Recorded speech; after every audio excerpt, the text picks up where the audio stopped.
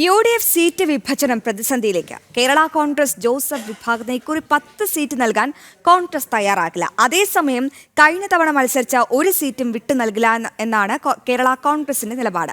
Joseph വിഭാഗത്തിന് കഴിഞ്ഞ തവണ നൽകിയ സീറ്റുകളിൽ 4 പിടിച്ചെടുക്കാൻ കൂടിയാണ് കോൺഗ്രസ് ശ്രമിക്കുന്നത്.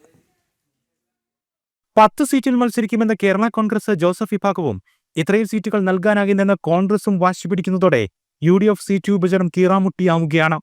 കഴിഞ്ഞ തവണ കേരള കോൺഗ്രസ് ജോസഫ് വിഭാഗത്തിന് നൽകിയ സീറ്റുകളിൽ ഏറ്റുമാനൂർ, ഇടുക്കി, കുട്ടനാട്, കോതമംഗലം സീറ്റുകൾ പിടിച്ചെടുക്കാനാണ് കോൺഗ്രസ് ശക്തമായി ശ്രമിക്കുന്നത്. ജയസാധ്യത നോക്കി മാത്രം കേരള കോൺഗ്രസിന് സീറ്റുകൾ നൽകിയാൽ മതി എന്നാണ് കോൺഗ്രസ് നിലപാട്. ഇടുക്കിയിലും ഏറ്റുമാനൂരിലും മന്ത്രിമാരായ റോഷി അഗസ്റ്റിനെയും VN വാസവനെയും നേരിടാൻ കൈപ്പത്തി ചിഹ്നത്തിൽ സ്ഥാനാർത്ഥികൾ ഉണ്ടാകണമെന്നും കോൺഗ്രസ് ആവശ്യപ്പെടുന്നു. ഇടുക്കി സീറ്റിലേക്ക് കേരള കോൺഗ്രസ് പരിഗണിക്കുന്ന പേരുകൾ ജയസാധ്യത ഇല്ലാത്തവരാണെന്നും കോൺഗ്രസിന്റെ വിലയിരുത്തൽ. അധികം സീറ്റുകൾ നൽകിയാൽ കേരള കോൺഗ്രസിന് മത്സരിച്ച് ജയിക്കാനുള്ള കരുത്തുറ്റ സ്ഥാനാർത്ഥികൾ ഉണ്ടോയെന്നും കോൺഗ്രസിന് സംശയം.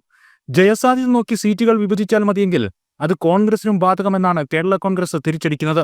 കഴിഞ്ഞ തവണ കോൺഗ്രസ് ആകെ മത്സരിച്ചതിൽ 20% സീറ്റുകളിൽ മാത്രമാണ് വിജയിച്ചത്. ആകെ മത്സരിച്ചതിൽ 20% സീറ്റുകളിൽ കേരള കോൺഗ്രസും വിജയിച്ചു. കേരള കോൺഗ്രസിന്റെ തോൽവി കോൺഗ്രസ് തോൽവിക്ക് സമാനമെന്നാണ് ജോസഫ് വിഭാഗം കോൺഗ്രസ് വാദത്തെ ഗണ്ണിക്കുന്നത്.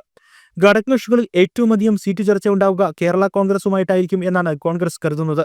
UDFന്റെ പ്രചരണ ജാഥയ്ക്ക് മുന്നോടിയായി കഴിഞ്ഞ ദിവസം PJ ജോസഫ്, മോൻസ് ജോസഫ് എന്നിവരുമായി കോൺഗ്രസ് നേതൃത്വം അനൌദ്യോഗിക ചർച്ചകൾ നടത്തിയിട്ടുണ്ട്. ജനം, കോട്ടയം.